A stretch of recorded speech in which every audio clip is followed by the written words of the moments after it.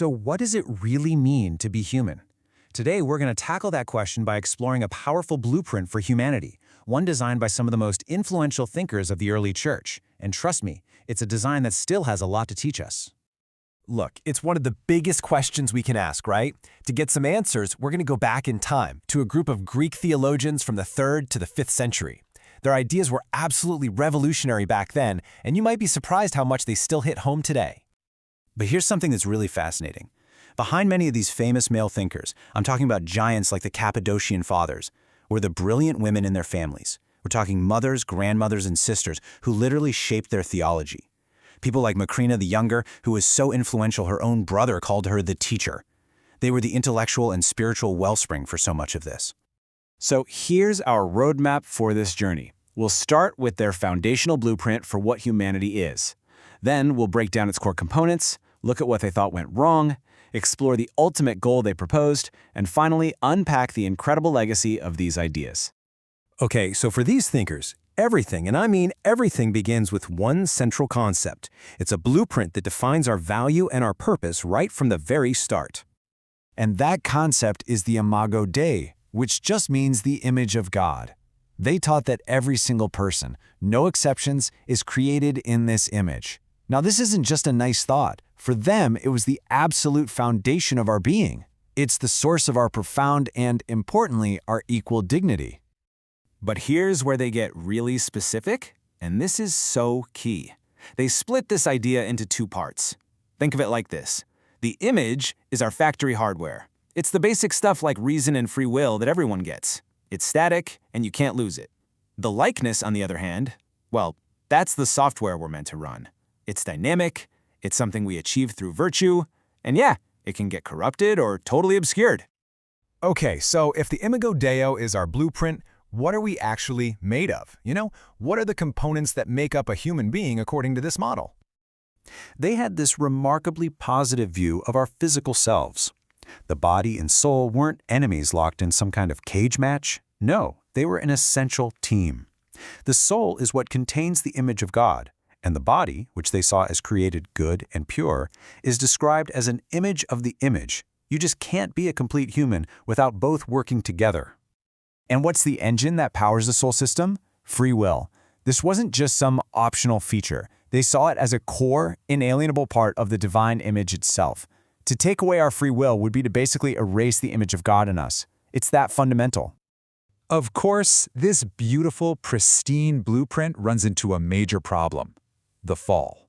So how did they explain what went wrong with all of us?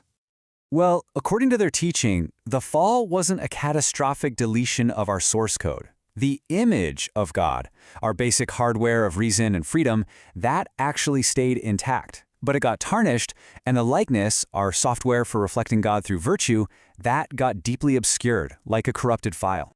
They had this really powerful metaphor for this new, broken state of being, the garments of skin. Now, it's super important to get this right. This doesn't mean our physical bodies, which they believed were part of God's good creation. Instead, it's a symbol for this new, harsh reality of mortality, decay, and a life spent struggling with our own unruly passions. And this leads to a brilliant distinction.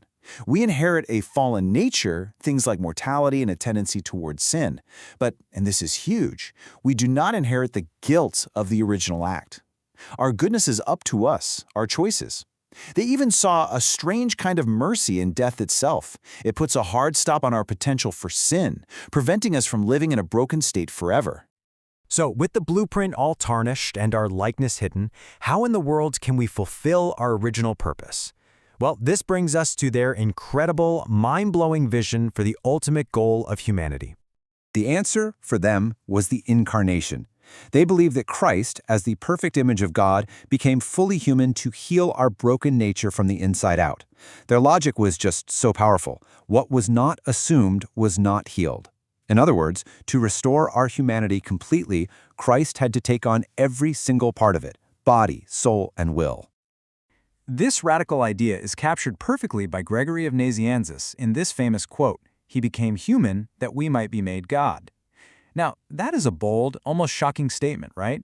But it perfectly sums up their entire vision for human potential, a journey toward becoming like God.